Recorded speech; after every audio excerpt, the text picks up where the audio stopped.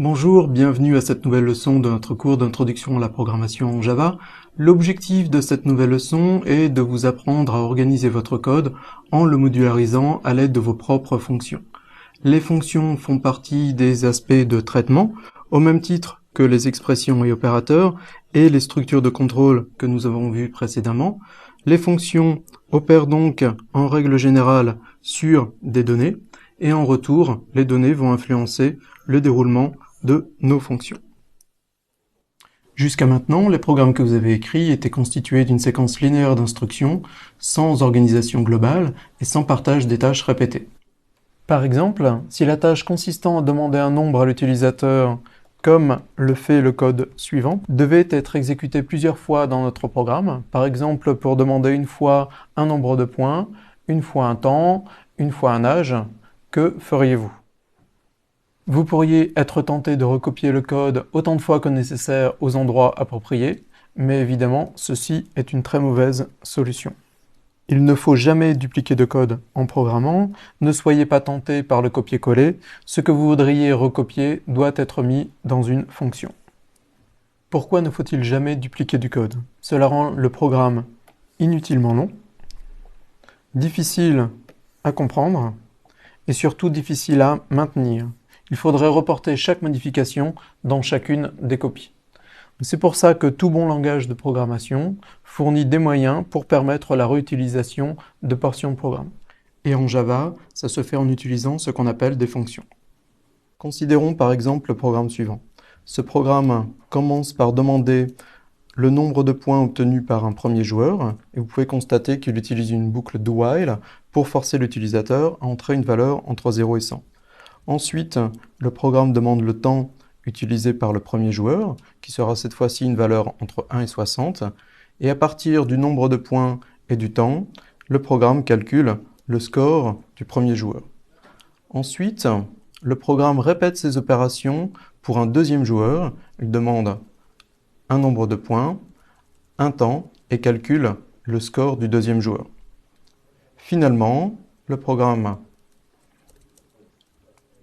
compare le score du premier joueur et le score du deuxième joueur pour afficher si c'est le premier joueur ou le deuxième qui a gagné. Vous pouvez constater que dans ce programme, le code qui consiste à demander un nombre de points, un temps et à calculer un score à partir du nombre de points et du temps est répété 2 fois dans le programme, une fois pour chacun des deux joueurs. Dans un cas comme celui-là, il faut utiliser une fonction pour éviter la duplication du code. Pour ceci, je vais tout d'abord mettre de côté le code qui m'intéresse, c'est-à-dire le code qui demande un nombre de points, un temps et qui calcule un score. Je vais mettre ce code à la fin du programme, mais avant la dernière accolade fermante. Je vais mettre ce code entre une accolade ouvrante et une accolade fermante. Ce code va constituer ce qu'on appelle le corps de ma future fonction. Ce corps, il va falloir le nommer. Je vais l'appeler ici saisie et calcul, ce qui permettra d'y faire référence dans le reste du programme. Et ça deviendra le nom de ma future fonction. Ma fonction doit fournir le score qu'elle aura calculé au reste du programme. Pour cela, je vais tout d'abord enlever les références au premier joueur, puisque ma fonction va être valable pour n'importe quel joueur. Et je vais rajouter à la fin de ma fonction le mot-clé return suivi de nom de la variable scoreJoueur pour indiquer que ma fonction doit renvoyer la valeur contenue dans la variable scoreJoueur. Ne vous inquiétez pas, nous verrons tout cela en détail dans la suite du cours. La variable scoreJoueur a été définie de type double. La fonction va donc fournir une valeur de type double, ce qu'il faut indiquer au reste du programme, et ça se fait en rajoutant double avant le nom de la fonction. Un autre aspect des fonctions est qu'elles peuvent utiliser des valeurs fournies par le reste du programme pour pouvoir fonctionner. Notre fonction saisie et calcul est relativement simple et elle n'a pas besoin de telle valeur. Pour indiquer cela, il faut ajouter après le nom de la fonction une parenthèse ouvrante et une parenthèse fermante. Il me reste à rajouter le mot-clé statique au début de cette ligne, pour une raison que nous verrons là dans la suite du cours. Et voilà, nous avons créé notre première fonction. Je vais maintenant utiliser ma fonction saisie et calcul pour demander un nombre de points, un temps et calculer le score du premier joueur. Donc pour ceci, je vais retourner à l'endroit où j'avais extrait le code que j'ai utilisé pour créer ma fonction, c'est-à-dire ici.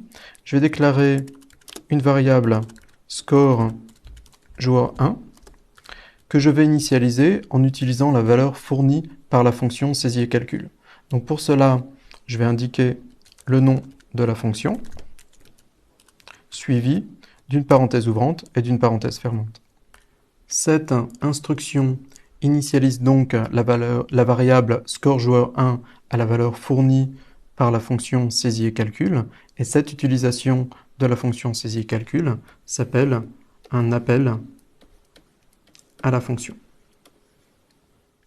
Je peux faire exactement la même chose pour initialiser le score du deuxième joueur. Je peux remplacer tout ce code par un simple appel à ma fonction saisie et calcul.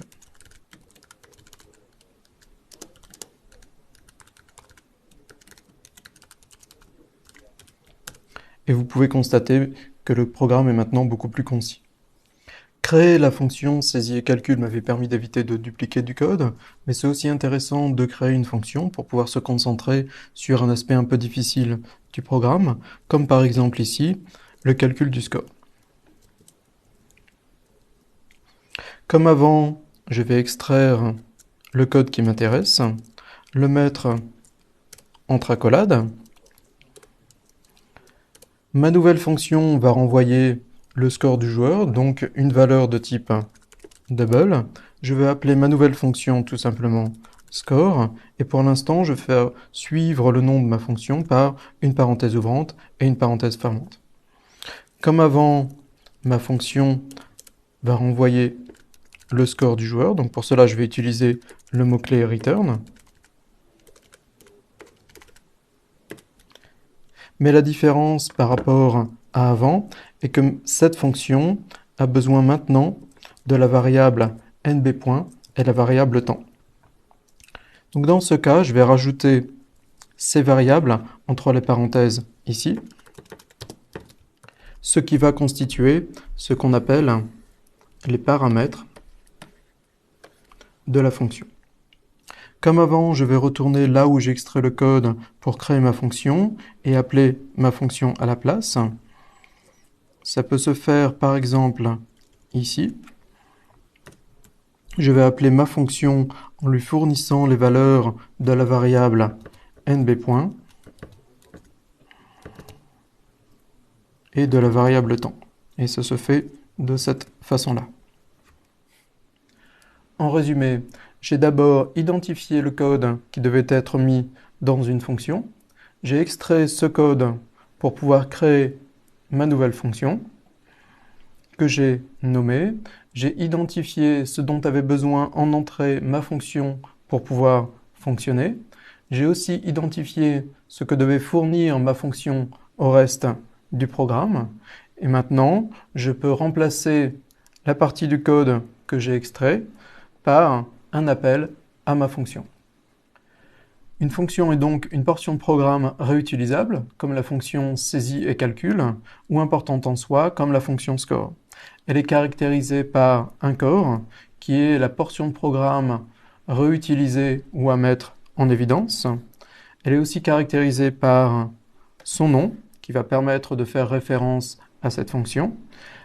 Elle peut avoir des paramètres, qui sont l'ensemble des variables extérieures à la fonction dont le core a besoin pour fonctionner.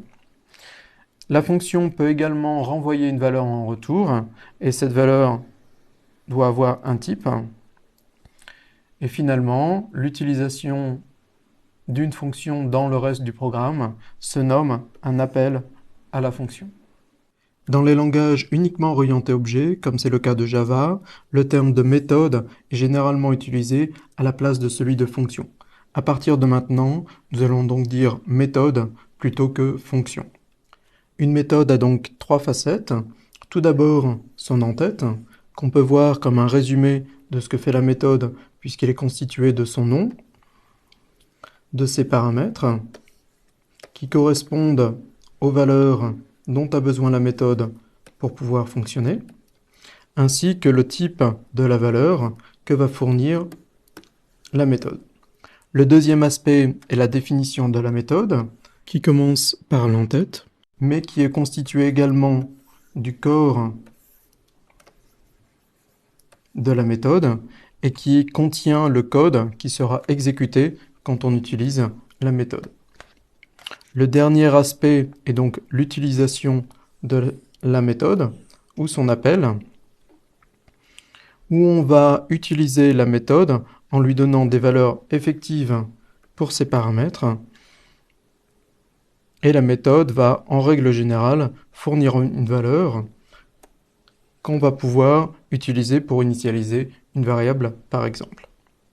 En pratique, le programmeur concepteur, c'est-à-dire la personne qui va écrire la définition de la méthode, n'est pas forcément la même personne que le programmeur utilisateur, c'est-à-dire la personne qui va utiliser la méthode. Le programmeur utilisateur n'a pas à connaître le corps de la méthode. Tout ce dont il a besoin de connaître, c'est son en-tête pour pouvoir l'appeler. L'en-tête sert donc d'accord entre le programmeur utilisateur et le programmeur concepteur. En Java, on parle d'API pour Application Programming Interface, qui décrit les interfaces d'utilisation d'un ensemble de données.